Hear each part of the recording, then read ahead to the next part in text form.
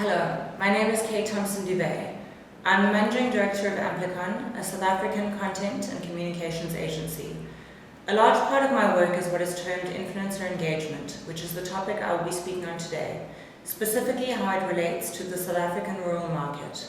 Before going any further, I need to thank my wonderful colleagues, researcher Leslie Schroeder and City of Cape Town Marketing Manager Themba Ngada for their input on the topic. One of the beauties of South Africa is its diversity, and also one of its challenges. South Africa is a nation of over 51 million people of varying origins, cultures, religious beliefs, and of course languages. There are 11 official languages, most of them indigenous to South Africa, with numerous other dialects in the more rural regions. As such, communicating to this vast nation is a challenge. There is no such thing as a blanket one-message communications campaign, and this is to do with far more than just language. The various cultures have differing beliefs and traditions, so what works for one could be unsuccessful or downright insulting to another.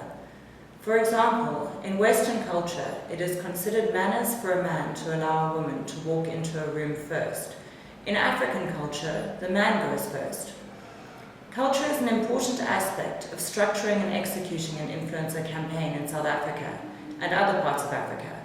Influencer campaigns in city and urban areas will bear a strong resemblance to influencer campaigns in cities around the world. What I want to focus on is influencer campaigns in rural areas. Far from the main markets, geographically dispersed, and with limited access to technology and transport, influencing rural communities is a challenge, but one that must be overcome if government, non-profit organisation, and brand messages are to be communicated. As with other influencer campaigns, celebrities are a good place to start. However, with respect to the hit song of the 1980s, video has not yet killed the radio star.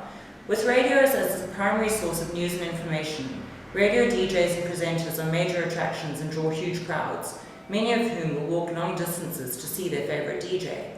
Sports stars are also good bets and often attract much larger crowds than other celebrities.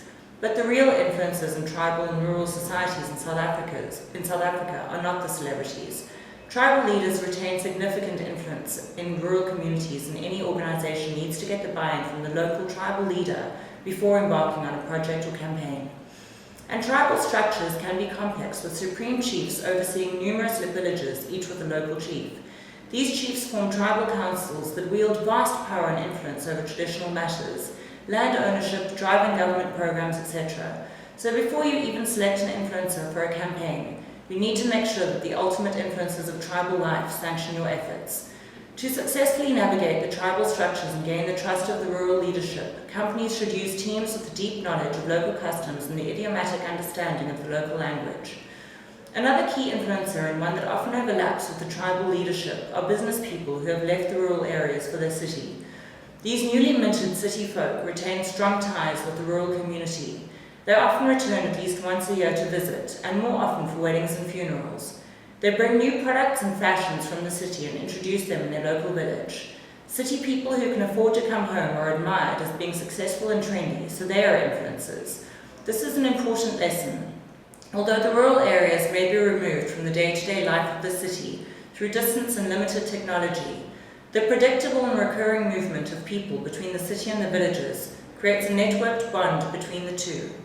A colleague of mine shared the following example with me about the importance of business people as influencers in rural villages. They wanted to promote new flight services from a small regional airport. Rural people in the region were reluctant to try flying, so they found influencers who work in the big cities but come home regularly for weekends and holidays. For them, flying is the logical choice because it is so much quicker and easier. Once local rural people saw their city brothers and sisters flying, it was aspirational and influential, and we gradually began to get more take-up from rural business people living in the region. The final point that I want to make about influencer campaigns is that once you get the influencer to the rural villages, social media platforms and television interviews are going to give way to street theatre, gatherings in dusty kraals, or at meetings in local churches. Influencer campaigns in rural areas are a lot more complex and time-consuming than many companies are prepared for.